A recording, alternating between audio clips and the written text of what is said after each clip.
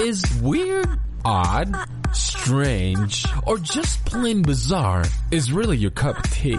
Then, the Golden State Media Concepts Weird News Podcast will give you that fix. Can't believe it? Well, listen for yourself as we deliver the strangest news you definitely won't find on CNN or Fox. It's the Golden State Media Concepts Weird News Podcast.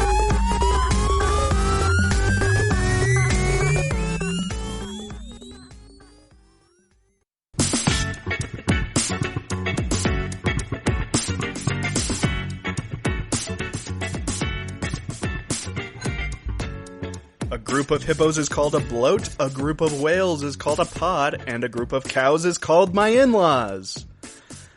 Welcome to the GSMC Weird News Podcast, brought to you by the GSMC Podcast Network. I am your host. In case you haven't figured that out, I am your host, Cosy Caleb. We have a god-dang heck of a lot to get to today. Our first segment is going to be about some botched crimes, which includes 3 tons of pot being found disguised as ketchup. Then we have a man who drove a stolen car and crashing it into a woman who also stole a car. And then we have a robber falling through a ceiling and landing in front of the police waiting for him in the basement. That's a pretty good one. Then what we're going to do is we're going to go into some sad stories, including one where Venice is restricting the number of people allowed on gondolas, complaining that tourists have gotten fatter. After a few more sad stories, we're going to move on into some happy stories, including that Houston is now home to the first drive-through strip club, which has always been a big glaring hole in the market. And finally, after a few more stories, we're going to end with the top 10 ways the world could end.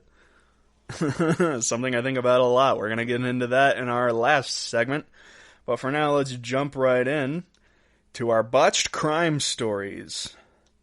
Now, we're going to start with the 3 tons of weed that were found hidden inside buckets of ketchup, which is how every story should start, in my opinion. This story begins with 2 weed smugglers traveling from Mexico to the U.S., thinking that they've found a way around John Law. Ketchup bottles. Now, it must be said that this is not the weirdest thing that criminals have used to transport weed around. They've also used waste hauling, gardening supplies like peat moss, and also food products like limes and coffee. Also, over the past couple years, something that's become more and more popular for storing weed being smuggled is coconuts. In 2016 alone, the government found 1,500 pounds of pot stuffed inside coconuts being hauled by tractor trailers. So if it's 1,500 pounds that they found, imagine what they did not find. Watch out for coconuts too, folks. But now they're moving on to condiments, which is great. Only in 2020 do we have to worry about condiments. Anyway, back to the story. The drugs were discovered on July 17th. At the Pharr International Bridge Cargo Facility in Pharr, Texas. Pharr, Texas. According to U.S. Customs and Border Patrol, agents encountered the truck hauling what was supposed to be ketchup, but with the help of canine units, quote, discovered that buckets contained more than ketchup and found 7,645 pounds of alleged marijuana concealed in 968 packages inside the ketchup containers. The estimated street value of the seized drugs is $1.5 million. Holy crow, that's more than I've made in my entire lifetime.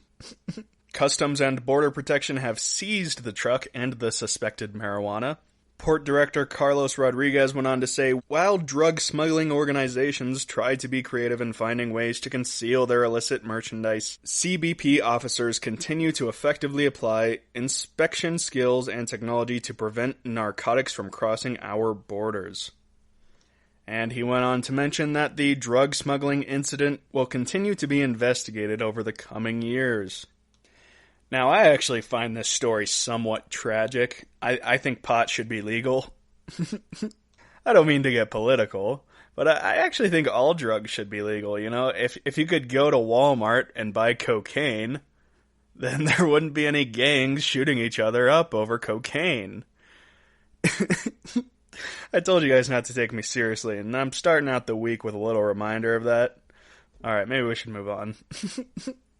Oregon man driving a stolen car crashes into a woman driving another stolen car. Sounds like a plotline from one of those great old Guy Ritchie movies. Just listen to it. So it started with a police chase. Police were chasing a man, and the man ended up driving away in order to flee the authorities in a car that he stole. And the chase, of course, ended when he crashed it into a woman driving another stolen car. This occurred the Monday after 4th of July weekend, and it started with police responding to a report of a stolen Toyota Land Cruiser driving through downtown Newburgh, which is a place in Oregon. The pursuit only lasted for several blocks before the driver crashed into another car at an intersection.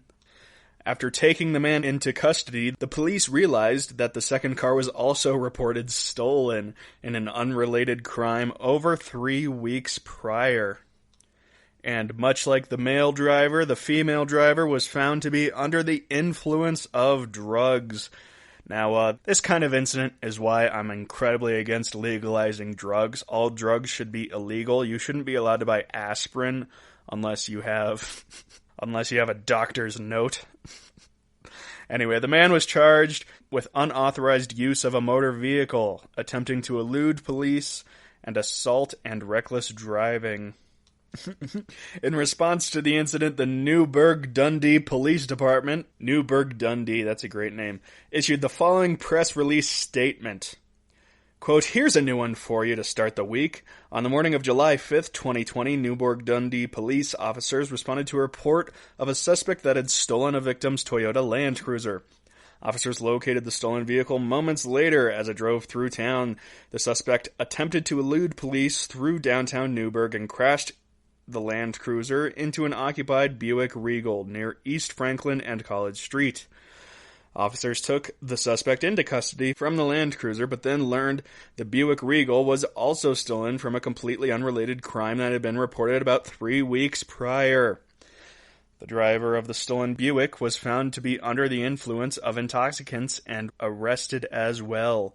The suspect driving the stolen Land Cruiser, beep beep beep beep, of Portland was arrested for unauthorized use of a motor vehicle, attempting to elude police, assault, 3, reckless driving, and other related crimes. The suspect driving the stolen Buick, blank blank blank, 25 years old, of Newburgh, was arrested for driving under the influence of intoxicants and unauthorized use of a motor vehicle. Fortunately, the incident ended without major injuries or violence, and we cannot always say that. Now, this story brings to mind another one that happened in June.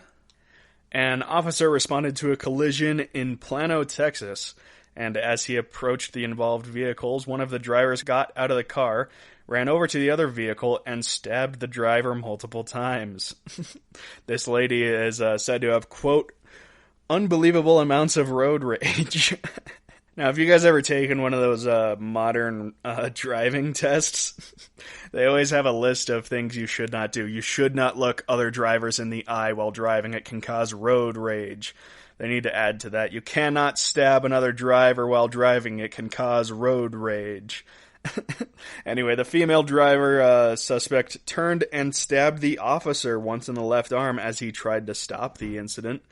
The woman then ran around towards the passenger side of her vehicle, presumably to get in it for protection, and the officer fired multiple times to stop the attack. It is still being inspected whether or not the shooting was a reasonable approach to the situation. But all I'm saying is if we legalized all drugs, this woman could have had some pot to smoke and she would have been mellowed out. You know, she wouldn't have gone on to stab that other guy. Oh my gosh. Okay, now this next botched crime actually happened a while ago, way back in June 29th, 2018. The robber fell through a ceiling in front of police in hilarious botched theft. That's the headline. So basically what happened is 2 men tried to use a stolen credit card at a convenience store and led a police officer on a, quote, hilarious chase. that ended with one of them falling out of the ceiling in front of the arresting officers. The surveillance camera of the store caught a man and a woman attempting to flee the store while police were chasing them. While the man ended up needing multiple officers and a taser to take him down, the woman was much more crafty. She managed to escape in the store's back room. She climbed into a ceiling vent to flee the scene. However, the ceiling could not support her weight. And she dropped onto the floor right in front of the police officers. I guess it's very Benny and Hillish. Both the man and the woman were taken away in handcuffs, and it was also revealed that the man tried using a stolen credit card to buy a soda in the store, prompting his initial arrest. This man got arrested over buying a soda. So here's the thing. He already stole the credit card. I don't want to encourage any crime, but if you've already stolen a credit card, why not just take a little step and steal a soda? You think after stealing someone's life savings, it wouldn't be too much to steal a $2 soda. Instead, you have to go and use the stolen credit card and get taken to prison. So I just got done watching the video of the surveillance footage of this crime, and it starts out with the guy who turned out to be shirtless, they didn't mention that in the article, and his wife tackling the officer to the ground. They didn't mention that in the article. And then the man proceeds to run around the entire store. He can't find a back exit, so he comes back to the front to find a way out. The officer pulls out a gun, and then the shirtless guy grabs a candy bar and threatens to throw it at the cop who's holding a gun at him. So this is why I think we should legalize drugs, you guys, is because the introduction of cocaine to this situation would have made it even more entertaining. Anyway, the man eventually sees the position he's in and falls face down on the floor, awaiting handcuffs. And then, once the officer tries to put handcuffs on the man springs up and tries to punch him. The cop quickly pulls his taser and tases the man. This cop's a pro. And as a result, 5 seconds later, the man is in handcuffs. The crafty woman then finds her way to the back of the store while her man is being subdued by the cop. Because after the man was tased in handcuffs, he didn't think that was enough, so he managed to get up and run out of the front of the store so the cop could tackle him a second time. Meanwhile, the lady, she goes to the back of the store, climbs on top of some boxes, and finds her way inside of the air vent of the facility. While attempting to escape, the lady falls through the air vent and lands on top of one of the store's shelves. She immediately gives up as 3 other cops have arrived by this point. So thankfully she's not as foolishly resistant as her boyfriend there. So she gets handcuffed quite quickly, while the other man takes about 5 people to hold him down so they can get him in the cop car. It's a brilliant video. Please go online and search for it. Just search "suspect falls through ceiling," and you will surely have a great laugh at the whole situation. But I am sad to say, folks, it is time to go to break. Stay tuned for the next segment where I will go over some horribly depressing stories, such as Venice restricting numbers allowed on gondolas, complaining that tourists have gotten fatter. There's a few others in there as well. They're all fantastic, so stay tuned for that. Check out the show built around the women of MMA. From the UFC to the extreme cage fighting, we got the fights covered. Listen. It's the Golden State Media Concepts Women's MMA Podcast. The latest news of upcoming fights, discussions of previous matches. Join us as we talk to and about the biggest names in women's mixed martial arts. past, present, and future. When it's the women's fight game, you know where to listen to. The Golden State Media Concepts Women's MMA Podcast.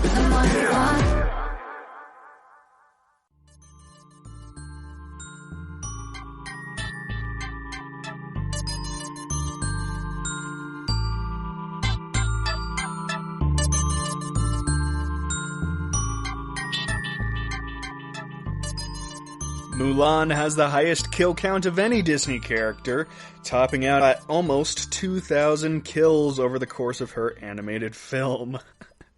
Welcome back to the GSMC Weird News Podcast. We're gonna go into some depressing stories. I cannot wait. My favorite subject. Stay tuned later, and I will give you my top 10 ways the world could end. So, if you're a nihilist, this is the show for you. Death and destruction. But hey, for now, we're gonna get into Venice, Rome restricting the number of people allowed on gondolas, complaining that tourists have gotten fatter and fatter.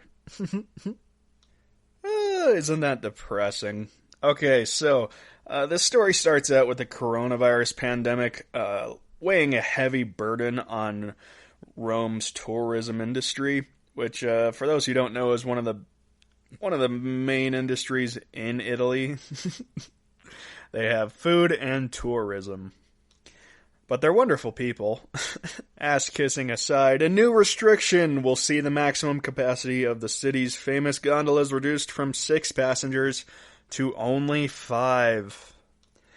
Many people complained about this restriction, claiming that it was another ridiculous social distancing prompted change. But Italy's Board of Tourism shot back, it's the ballooning average weight of tourists flocking the destinations. Quote, over the past 10 years or so, tourists weigh more, and rather than having them step on a scale before they get on, we are limiting the number. That came directly from the president of Venice's Gondola Association. Why doesn't America have a gondola association? I feel so non-superior. My American superiority complex is really getting to me on this one. The president went on to say that the change also applies to Venice's quintessential slim boats. If you've ever seen those old romantic movies where they're rowing in small canoes over a flooded city. The maximum occupancy in the larger gondolas, which serve mostly as taxis across the Grand Canal, have also been reduced from 14 to 12. So those boats can no longer hold 14 people. Sadly, too many burgers have been eaten, and as anyone who's been to Rome knows, you will also gain weight while in Rome. I wouldn't know that. I've never been to Rome. My family went to Rome without me. I was the only one not invited. They went for religious reasons, and I guess they thought, he's past saving.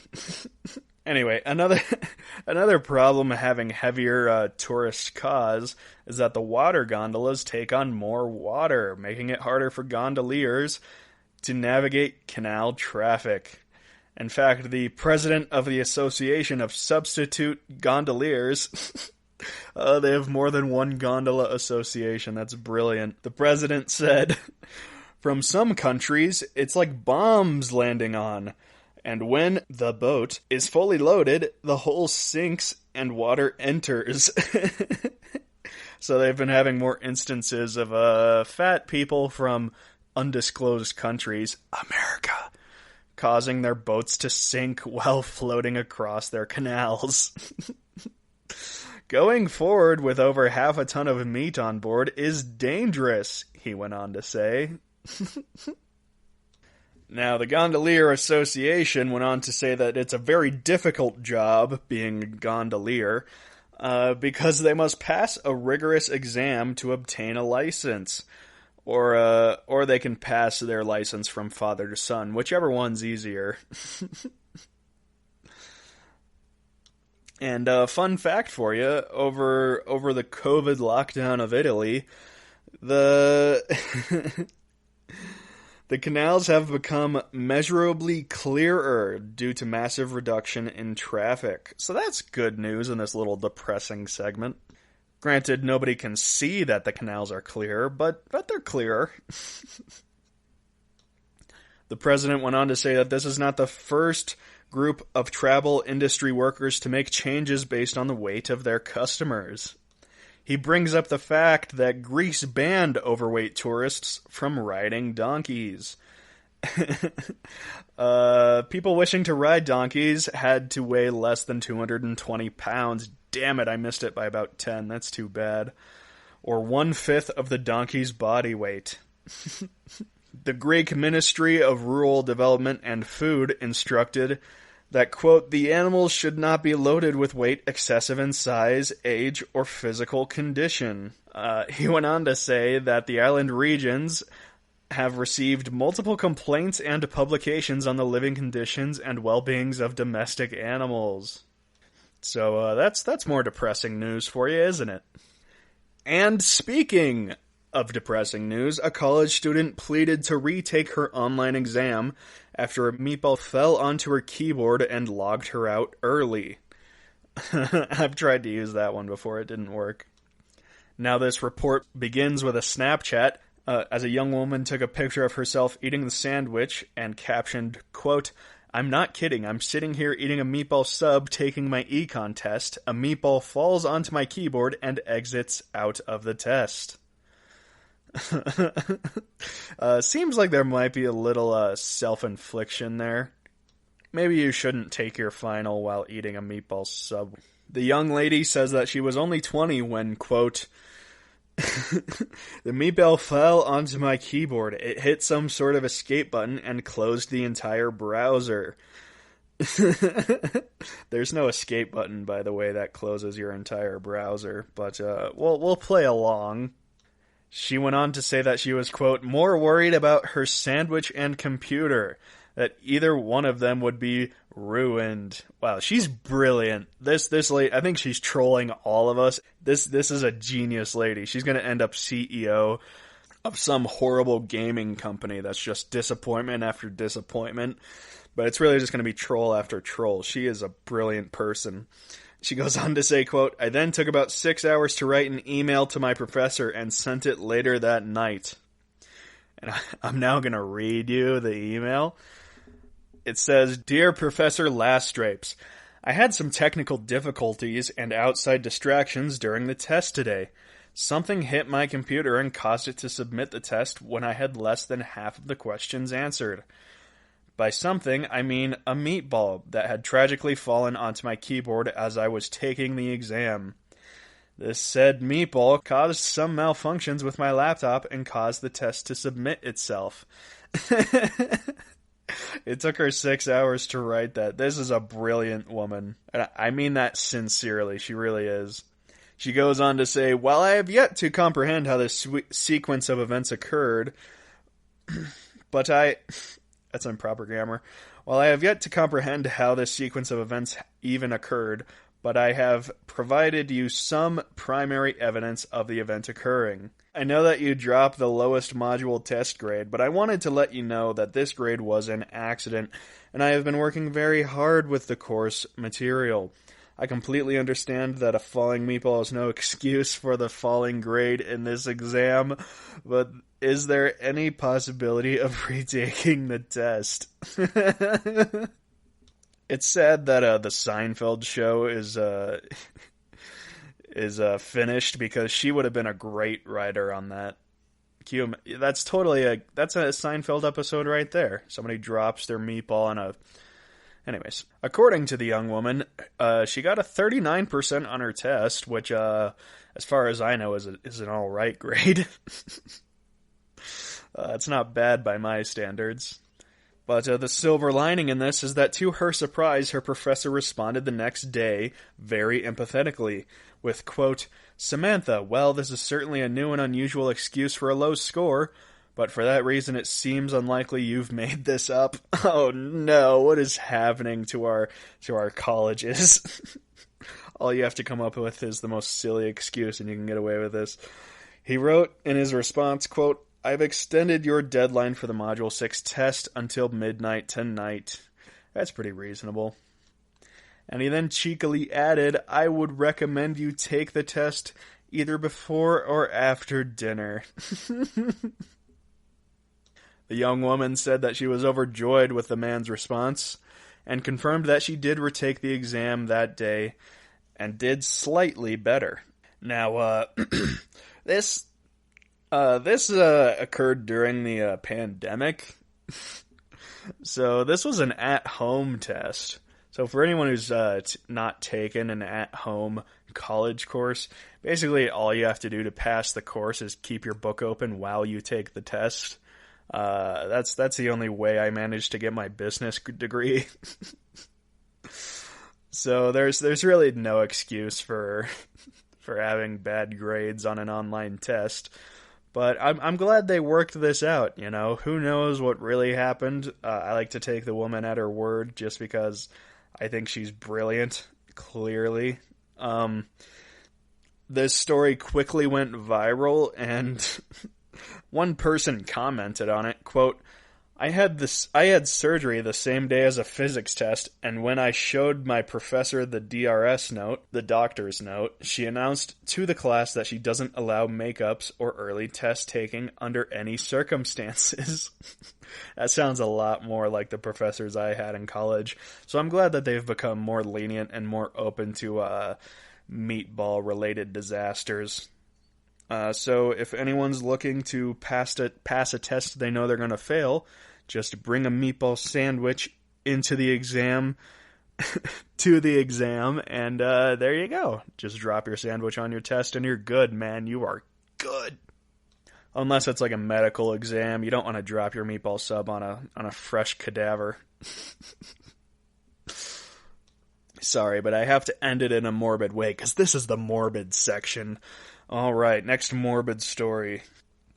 Fake signs warn campers of satanic cult activity around Big Bear Lake. For those who don't know, Big Bear Lake is a city in Southern California, and signs started to pop up around it warning campers of satanic cult activity. These signs are fake, and city officials confirmed that on social media. The signs read, quote, "Attention campers, due to increased satanic cult activity in this area, camping is not advised until further notice." The signs also mention, quote, "Several pets have been reportedly sacrificed in satanic rituals," and that several missing persons reports have been filed with local authorities. The city of Big Bear Lake said, quote, "This sign is fake and has been posted around the forest and is spreading on social media.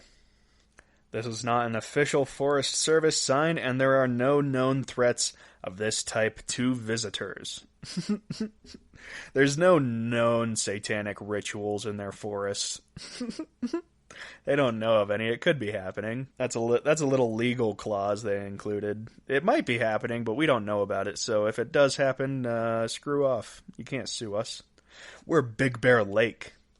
They went on to say that, quote, "Anyone with information about who is posting this sign, or with any information about the satanic cults, is asked to call the dispatch at 909-383-5651.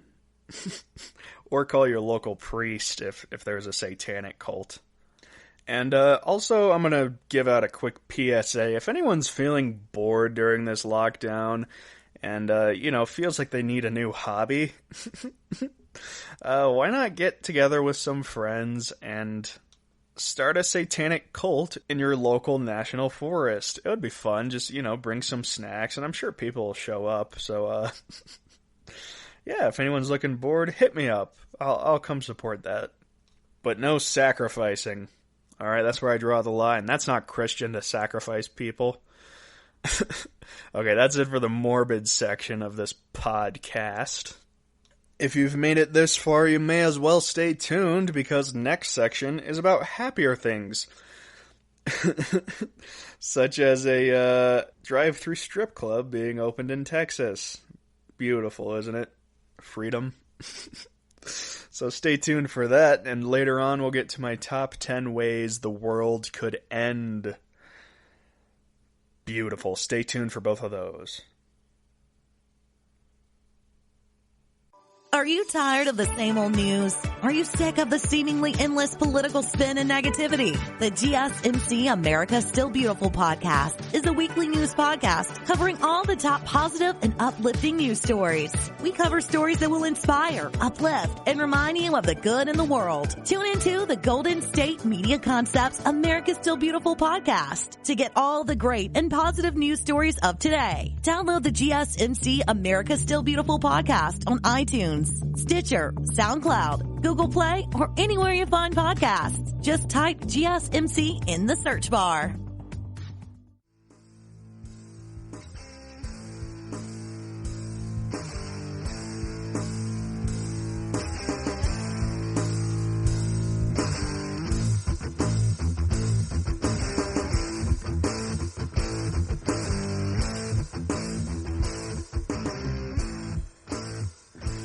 The average adult spends more time on the toilet than they do exercising.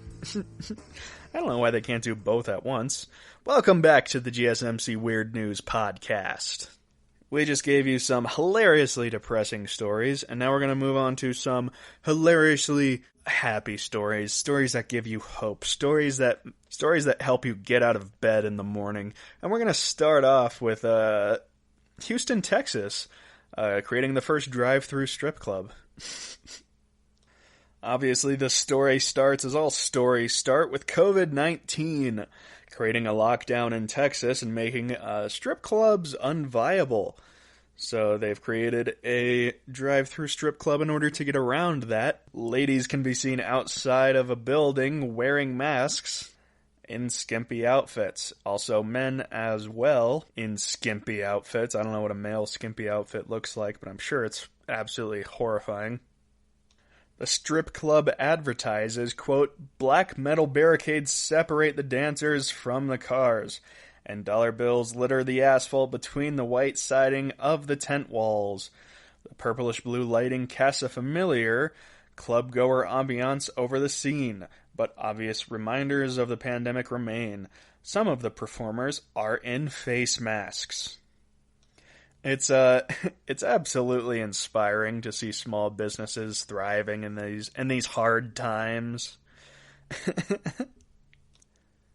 The strip club goes on to say that after the governor issued an executive order directing all bars and restaurants to shut down way back in March, hundreds of thousands of bartenders, servers, entertainers have been out of work, including the staff at the Vivid Gentlemen's Club. That's the name of the drive-through strip club, the Vivid Gentlemen's Club. Now, for those not living in Texas, although restaurants are allowed to operate at 50% capacity, bars are still currently shut down with the option of to-go sales. So strip clubs fall under the gray area between bars and restaurants, depending on the business. So in an effort dedicated to supporting the staff, Vivid Gentlemen's Club, they decided to take their shot at the drive-through experience by becoming Texas's first drive-through strip club. That's just fantastic.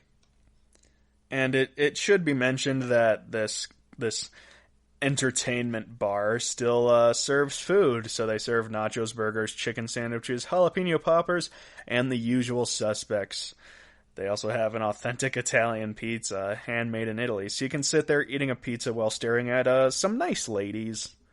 The bar owner says the difficulty of the drive-in comes when people start ordering alcoholic beverages. Because, of course, you can order alcohol to go, and you can pick them up in 6-packs at this particular bar. But if you're staying and watching the ladies, the chances of you popping open one of those cans greatly escalates. So they're having a bit of a problem with DUIs as a result of this stripper club drive-through. So the way they've solved this is by putting a time ultimatum on every single order. You only get to watch the, quote, live entertainment while your food is being prepared. So once you get your food, they kick you out. So it's also a brilliant incentive for the people who own the bar to make their food quicker and quicker. But the bar owner goes on to mention that this is not an entirely original idea. Quote, "The Lucky Devil Lounge in Portland was the first to implement the drive-thru." He goes on to say, "We racked the numbers and thought, should we do it? And realized that if we do it, we're doing it for the entertainers, the staff and employees." They're stripping for themselves. It's not for the customers.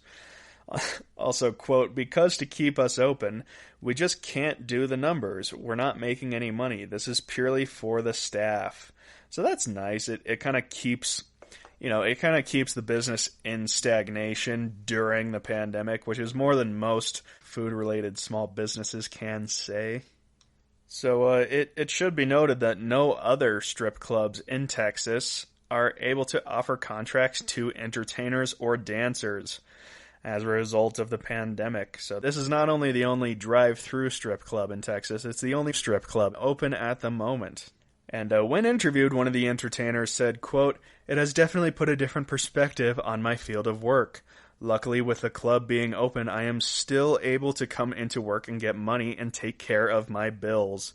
So that's quite sweet. That's why this is in the happy news section. There's a few other reasons, but that's one of them. Now, one of the bartenders at... they have a bartender even though it's to-go drinks. One of the bartenders at this strip club, when asked if strip clubs are an essential business, said, quote, "Here's the thing. I think we're essential to the people we employ here and support their kids and whatnot. They rely on us. This is how we make a living. I do think we're essential." The reason I used that horribly offensive accent is because his name is Delalio. Dilollo. Delalio. That's beautiful. When asked the same question, one of the entertainers said, quote, "I definitely think it's essential. Everybody needs entertainment. Everybody needs their hair done. Everybody needs something. And I feel like this is where that comes into play. And we're doing a good job of keeping within the limits of what we can do." So, they're stripping for the people. Texas is great. And then the bartender Delalio went on to say, "We're trying to get a restaurant license so we can open up as a restaurant and then we're able to have people in here. Instead of operating more like a bar, we would operate more like a restaurant. We're trying to adapt to the times and whatever cards we're being dealt." Which is just fantastic. Once again, ladies and gentlemen, the free market has found a way to bring adult entertainment to the masses as needed. Beautiful. And then this report here, it ends quoting that in New York City there was an impromptu party at a parking lot that appeared to have at least one stripper present. So while Texas has stripper drive-thrus, New York has parking lot strippers. So everybody's got their thing. Happy news, happy news. Next happy news story. NYPD cops engage in water gun battle on sweltering day in New York City. So 2 police officers were captured on video shooting water guns at a group of people in Jamaica, Queens. So apparently Jamaica is in Queens, which is just fantastic. I didn't know that at all. Now, you can find this video online. Somebody took a video of this, and the man in the video says, "Look at this shit." And then he goes on to show that, quote, "We got the police playing with us." It's just beautiful. Watch the video. It's so heartwarming. Watching the police and the people of New York City get along. It's really nice to see in these hard times. So this all started with a few grown men having water guns. Well, let me tell it from the point of view of the men. They said, quote, "We had our water guns. They saw us playing with our water guns. They went out to the 99-cent store and came back. They know what time it is." So I highly recommend you go online and watch this video. It is actually incredibly heartwarming. All jokes aside, it kind of reminds me of those old Spike Lee movies where it's just a giant community that's just having fun, which is more than most communities can say in these hard times. Go watch it if you're looking for a smile. This activity prompted a few more water gun fights between civilians and the police departments in areas such as Atlanta. So you can go on and watch videos there as well. Alright, next happy story. A man makes good on his 1992 handshake by splitting a $22 million jackpot with his friend. So these good old chaps are both in their 60s. One of them is a grandfather, the other is a great-grandfather. They both live in Wisconsin, and in 1992 they made a deal that both of them would buy a lottery ticket weekly, and if one of them ever won, they would split the jackpot. Isn't that beautiful? A relationship that lasts 30 years and ends in $22 million. Those are the kind of relationships I look for in life. So it was over breakfast that the man was found out that he just won $22 million. He couldn't believe it. He said he had to hand his ticket to his wife and say, "Am I going crazy?" And she read it and said, "Am I going crazy?"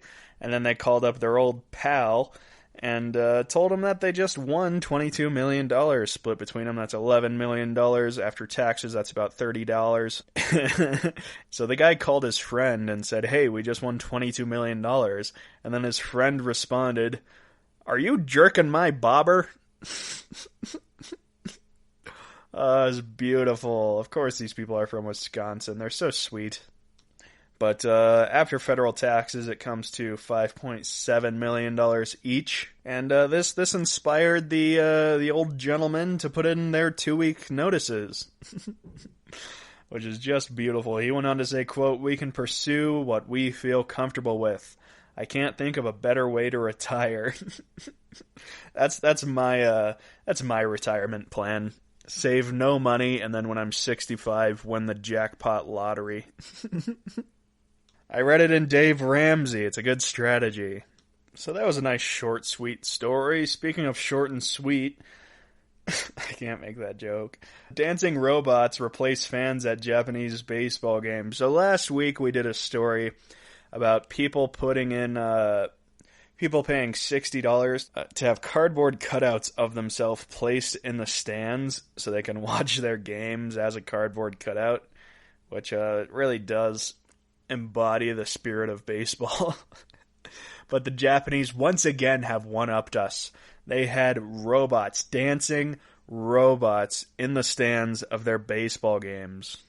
They even had dog-shaped robots to help celebrate their local sports team. The article goes on to note that next Friday, up to 5,000 fans will be allowed to attend the professional baseball and soccer games in Japan due to an easing of restrictions. Japan is one of the quickest recovering countries from the pandemic, so maybe there's something to be learned here. But I'm not the man to point that out, so we're going to move on to a fake hitman website being used by a woman trying to kill her ex-husband. I think this is a very happy story because it ends with a bad person going to prison, which is how I think all stories with bad people should end. The woman went to rentahitman.com. The lady's from Michigan. The woman entered the website and completed a service request form requesting a consultation in order to murder her ex-husband. The owner of the website immediately alerted state police.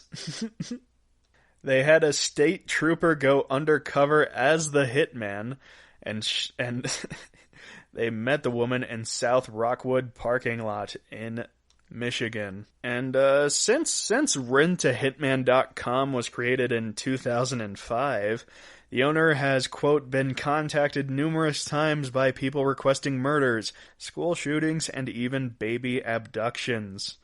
It helped prevent, the police say, 130 murders.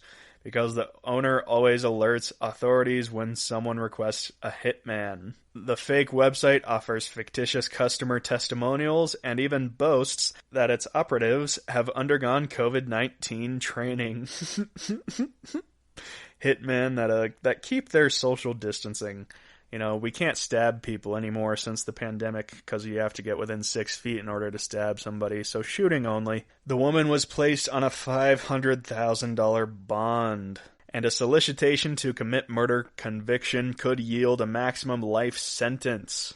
So she might be going away for a long time. I think it's doubtful, though. She probably won't commit a murder now because basically if her ex-husband dies within the next 20 years, no matter how he dies, she'll be brought to court very quickly.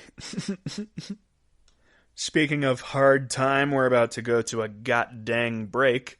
Stay tuned for after it, and I'll give you my top 10 ways the world will end. Stay tuned for that. The GSMC Life and Happiness podcast takes you on a journey of exploration. We'll discuss tried and true methods alongside the latest trends of how to best live your life to its fullest and happiest. From psychology to meditation, science to self-help books, the GSMC Life and Happiness podcast will help you to discover what makes you happy and how you can live life being the best you possible. Download the GSMC Life and Happiness podcast on iTunes, Stitcher, SoundCloud, Google Play, or anywhere you find podcasts. Just type GSMC in the search bar.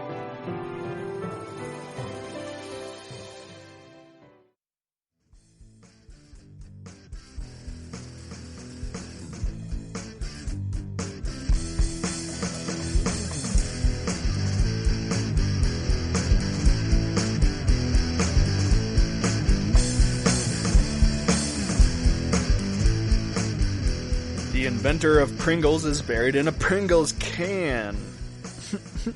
Alright, so we're going to get on to my top 10 ways the world could end. And at number 10, as per usual, we're going to start with the one everybody's thinking of, an asteroid impact. Of course, the speed of comets and asteroids makes them incredibly dangerous when impacting Earth. In 1908, a 200-foot wide comet fragment slammed into the atmosphere and exploded over a region in Siberia, Russia, with nearly 1,000 times the energy of the atomic bomb dropped on Hiroshima. So asteroids don't play around. Most astronomers estimate that similar-sized events occur every 1 to 3 centuries. So only a 200-year variance in that statistic, but whatever. That's only, 200% variance? Now, of course, it's largely speculated that it was an asteroid that got rid of all those pesky dinosaurs back in the old days, the good old days. The asteroid was said to have been only 5 miles wide. It likely landed just southwest of Florida, making this my Florida story of the week. I'm sorry, folks. I got lazy on that one this time. But it's said to have kicked an unbelievable amount of filth into the atmosphere, which caused a short freezing period, which killed all but the most survival-oriented animals on Earth. And in more recent history, such as in 1490 in China, 10,000 people were killed by asteroids. Now, thankfully, since the Earth is mostly water, and if you look at the night patterns of population, like where the globe lights up during night, you'll see that most land is unoccupied.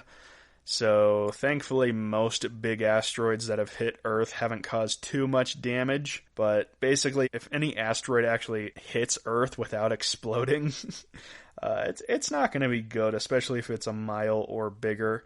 A lot of people are going to go under, which it's bad. It's bad to have everybody die. That's what we need to take away from this top 10 list. Alright, number 9, diseases. So, I'm not going to talk too much about COVID, since most of you know everything there is to know about COVID already. Thankfully, it would appear as though the world is not going to end as a result of COVID. Some of the major fears coming from epidemic-related disasters is related to diseases such as Ebola becoming airborne which would be, it would not be good. It's bad enough not being airborne, but if it did that, a lot of people would die. It would not be fun. Of course, diseases have always played a major role in decreasing the world's population. The Black Plague killed 1 in every 4 Europeans during the 14th century, and influenza took at least 20 million lives between 1918 and 1919. Another problem is that as technology evolves, so do our means of travel. So we're traveling all over the world now, which means disease spreads quicker. One of the more controversial takes scientists have on this issue is that they prefer a disease that kills people quickly because it lessens the chance that those infected individuals will spread the disease. So it's kind of a brutal take on the situation. So that was nice and heartwarming. Let's move on to number 8.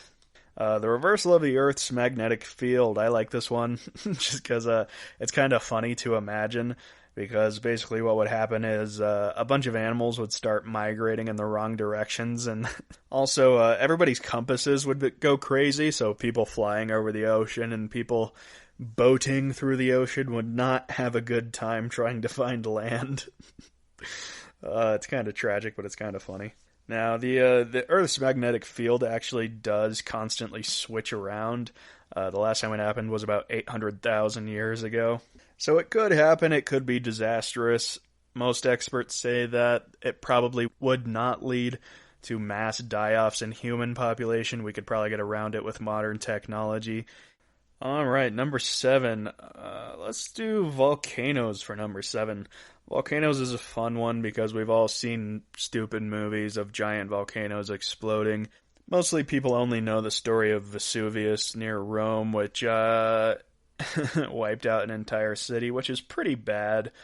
But there have been even more recent explosions that have caused more destruction. In 1783, a volcano erupted in Iceland, and floods, ash, and fumes wiped out around 9,000 people and 80% of their livestock. So volcanoes can be pretty devastating. The most thorough extermination known to happen on the planet occurred as a result of a volcano, which is expected to have killed 95% of all species on Earth at the time. Of course, most people know that Yellowstone is actually one big volcano, so that could explode and kill everyone. That's fun. Number 6, a global war. So this is usually theorized to be a result of a nuclear war fight between the US and Russia, or something like that. It's said that if all the warheads were detonated on Earth, it would destroy at least 2/3 of the planet. I'm not sure how that number has changed since that study came out, but long story short, it would not be good.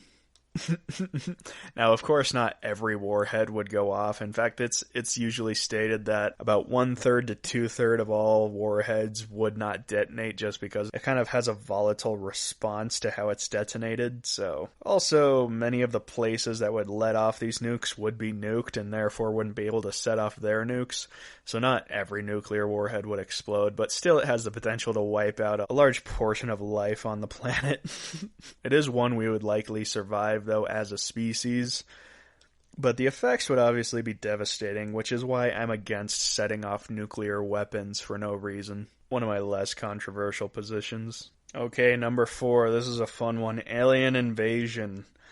So this will be nice and quick. Basically, if we come into contact with another planet that for some reason needs our resources. I don't know what resource they would want. Maybe water. This theory doesn't make a whole lot of sense, but if aliens come into contact with us and see us as ants and think, hey, it'd be fun to pour some vinegar on them, that would be a quick wipeout. But thankfully, Will Smith would survive, and all the humans would be descendants of Will Smith, which I think is beautiful. Alright, number 3, ecosystem / global warming. These theories have become more and more popular over the past several decades, whether it's global warming or global cooling or climate change, however you want to present the issue. I think this would be the most miserable way to die out. It just goes, oh, it's too hot, or oh, it's too cold, or oh, the oceans are acid. That's no good. So that's one possibility. Many people call it a certainty. I'll leave it up to you to decide which one you believe. I'm not here to make those choices for you people. Alright, number 2, a biotech disaster. So this you'll see this one in a lot of zombie movies. Basically, there's an industrial spill or some genetically modified crops go haywire, and all of a sudden anybody who eats them becomes a zombie, or perhaps they grow and grow and grow until they're a giant. Just absurd stuff like that, which is like why I like the idea. You know, somebody eats an infected piece of corn on the cob, and all of a sudden they have 2 heads for some reason. This one doesn't make a whole lot of sense. Usually a biotech disaster would just kill the person, but all these theories are just fun to read over. One of the most speculated ways that this would wreak havoc on society is if a terrorist group released some sort of disease or some sort of biochemical to wreak havoc on large cities. I don't think that'll happen anytime soon, thankfully. But it's always something to look out for, people. Don't go drinking any water that's glowing green, okay? For both your sakes and my sakes. Alright, a few quick honorable mentions. A rogue black hole. Basically the thought that a small black hole will pretty much magically come into contact with Earth. The chances of this happening are virtually zero, just because the mass of a black hole is so great that it would not get through our solar system without hitting a bunch of other things first. So we'd probably know it was coming if it did happen. But if a rogue black hole did come across us unknowingly and just swallowed the Earth, I think that'd be pretty funny.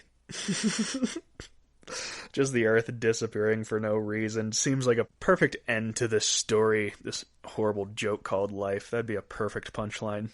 Another honorable mention is giant solar flares, another one that's become more and more popular as technology evolves. A giant solar flare would knock out any electronic device, which would quickly throw the world into chaos, and we would resort to vicious riots and gangs and taking over cities and Mad Max and all that.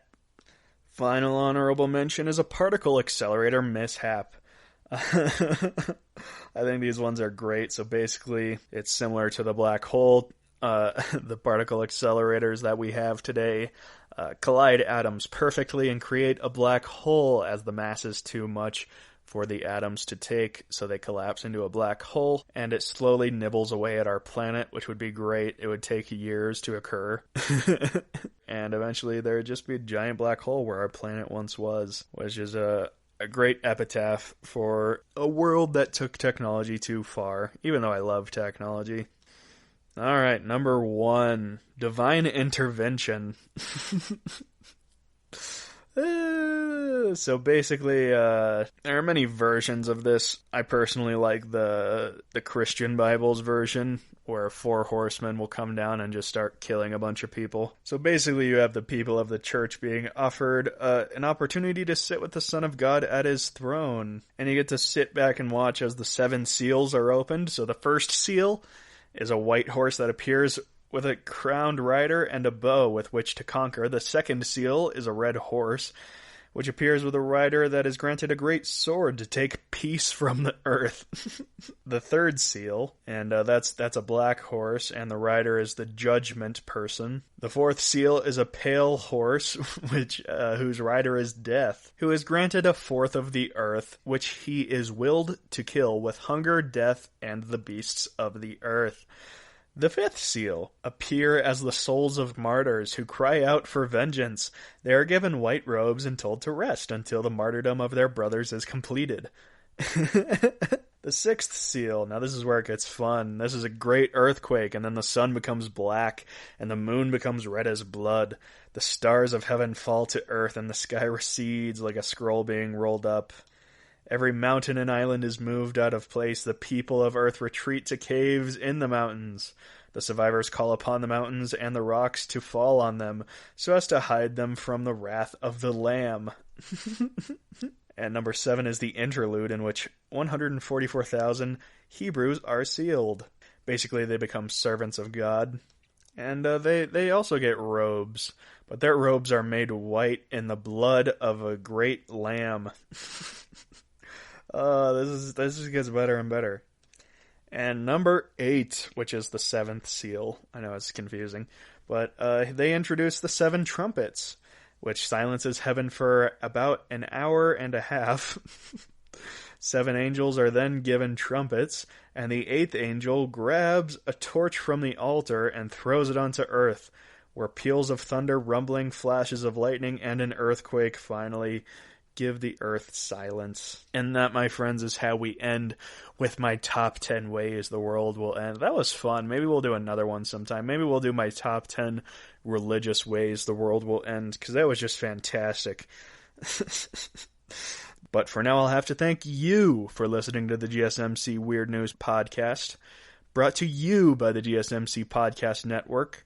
I would like to ask that you please remember to subscribe to the show and write a nice review. That really helps us. Also, if you please follow us on Facebook, Twitter, and Instagram, that would be a god-dang nice thing to do. Thank you, and have a good night.